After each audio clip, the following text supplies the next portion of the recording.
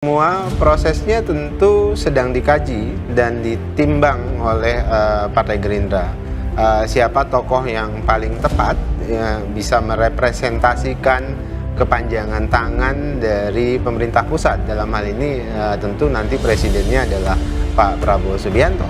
Dan ya, proses itu tentu akan dibicarakan secara matang juga dengan partai-partai koalisi. Apakah sosok Pak Anies bisa memenuhi spesifikasi yang dibutuhkan oleh Partai Gerindra, Bang Daniel? Saya tidak tahu kalau terkait dengan itu. Yang jelas Pak Prabowo dan Partai Gerindra ingin fokus memastikan kader kita yang... Dan sudah tidak ada rasa dendam lagi, kok sisa-sisa no hard feeling kalau terkait dengan itu. Jadi kalau kemudian beberapa kali Pak Anies nyebut ingin bertemu dengan Pak Prabowo, itu hal yang wajar karena tadi saya sebutkan ada jutaan orang yang ingin maju jadi pilkada, ingin berburu jabatan kepala daerah, termasuk Pak Anies ingin ketemu Pak Prabowo. Juru bicara Menteri Pertahanan Prabowo Subianto, Daniel Azhar Simanjuntak, menyampaikan sindiran kepada pihak yang mengaku oposisi tapi mengincar jabatan kepala daerah. Sindiran keras itu dijawab oleh pihak Anies Baswedan. Sebelumnya Daniel menuliskan di akun X pribadinya, Daniel mengingatkan soal sopan santun kepala daerah sebagai perpanjangan tangan pemerintah pusat. Jabatan gubernur, bupati, wali kota itu bukan jabatan oposisi.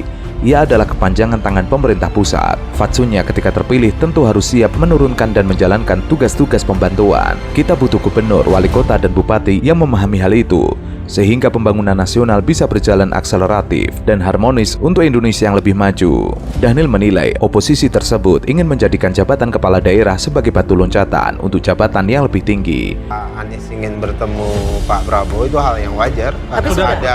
Belum ada. Jadi ada 1.500 orang mungkin yang mau jadi kepala daerah, atau mungkin jutaan orang yang pengen ketemu Pak Prabowo karena sedang berburu jabatan kepala daerah. Pak Anies berarti sudah. Dan salah satunya ya Pak Anies yang berburu jabatan pada saat ini dan ingin ketemu dengan Pak Prabowo. Jadi antriannya pasti sangat panjang dan itu hal yang wajar. Padahal menurutnya oposisi tepatnya berada di luar pemerintahan atau menjadi anggota parlemen. Sayangnya ada beberapa pihak yang ingin menggunakan jabatan kepala daerah tersebut sekedar panggung asal beda untuk anak tangga jabatan politik berikutnya, lupa fokus pada upaya harmonisasi pembangunan bersama pemerintah pusat, dalam hal ini presiden. Oleh sebab itu, Daniel mengapresiasi Ganjar Pranowo Mahfud MD yang menyatakan berada di luar pemerintahan setelah kalah dari pasangan Prabowo Subianto Gibran Rakabuming Raka pada Pilpres 2024. Ini sih sampai saya tidak tega menyebutnya. Jadi gua aja yang nyebut. Kayaknya tuh dia mau ngomong dulu kan ada salah satu acara Gerindra yang Pak Prabowo bilang dasmu etik gitu kan. Saya menilai Anda tidak berhak bicara soal etik karena Anda memberi contoh yang tidak baik soal etik. Terima kasih. Adu argumen panas kembali terjadi antara capres nomor urut 1 dan 2, yaitu Anies Baswedan dan Prabowo Subianto. Bermula ketika Anies bertanya soal standar etika seorang pemimpin tertinggi suatu negara, yaitu presiden.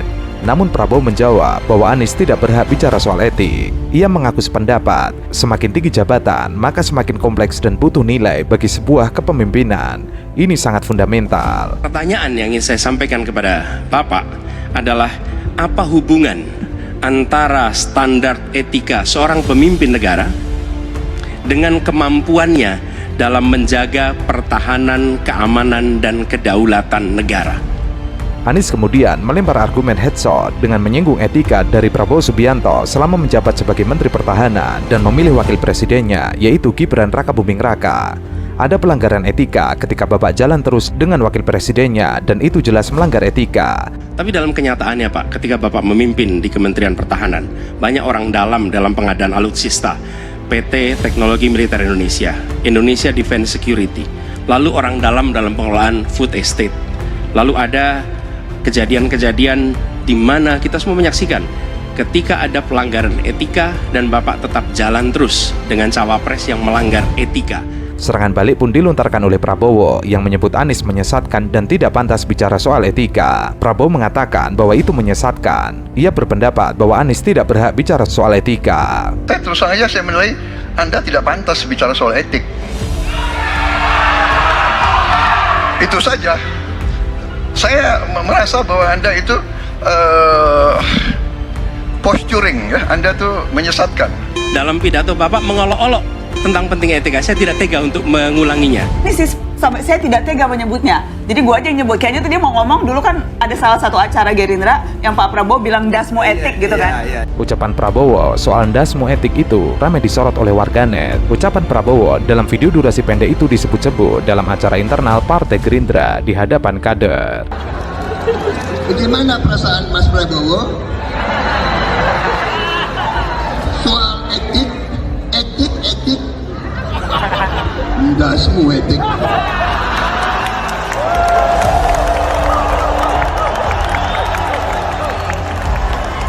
Jubir Prabowo, Dhanil Simanjuntak menjelaskan, ucapan Prabowo di hadapan kader Gerindra tersebut dalam konteks bercanda.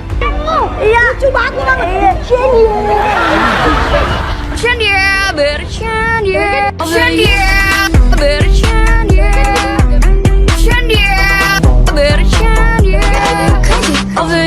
Menurut Dhanil, tidak ada unsur serius dalam ucapan Prabowo tersebut. Ia mengatakan Pak Prabowo senang bercanda. Itu bercandaan Pak Prabowo ke kader Gerindra 1000% bercanda.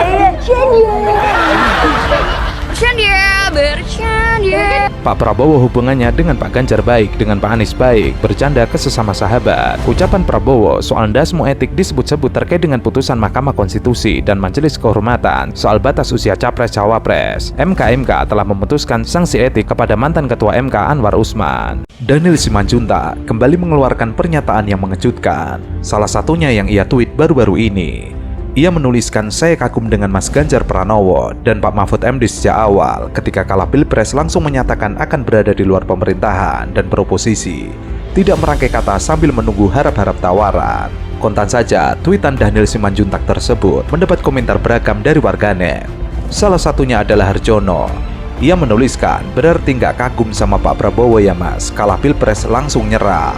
Maling curang, saya kecewa saat Prabowo keok dari Jokowi di Pilpres 2019, tidak mengambil peran oposisi, tapi malah memilih jadi pembokat Jokowi. Semut Ibrahim, Pak Prabowo, Anda disindir jubir Anda. Javier Rosid, kalau didengar Pak Prabowo bisa ditempeleng ini Dhanil Simanjuntak, kurang ajar banget babu nyindir majikan. Afwan Riyadi, maaf Pak Prabowo 2019 kalah Pilpres lalu merangkai kata sambil menunggu harap-harap tawaran. Untung saja datang tawarannya. Hal yang sama diungkapkan oleh kata pembina. Politisi yang punya latar belakang aktivis sekaligus akademis mestinya tajam dengan pikiran dan tulisan, bukan mulutnya yang tajam, lidahnya yang ganjen, dan jempol yang centil. Wiz Khalifa juga membalas, wataknya gembel. Sebutkan Mbak, sekarang termasuk Pak Anies sedang berburu jabatan. Nah ketika Pak Anies berburu jabatan setelah nggak dapat presiden, ya berburu sekarang jadi gubernur, kan butuh pekerjaan-pekerjaan baru. Jadi hal yang wajar, saya pengen ketemu Pak Prabowo. Bahaya itu bahaya. Kontestasi pilkada tidak bisa kemudian kita narasikan sebagai berburu jabatan. Tapi kalau orang seperti Anies yang ingin ikut pilkada DKI nggak bisa dibilang berburu jabatan. Kalau mau jujur, Anies itu cuman berharap tidak diganggu oleh Prabowo dengan gentong babinya, itu saja. Karena yang bisa mengalahkan Anies Baswedan di pilkada DKI itu gentong babi yang digerakkan oleh presiden. Dan kemarin Presiden Jokowi, kan itu kalau kita mau jujurnya.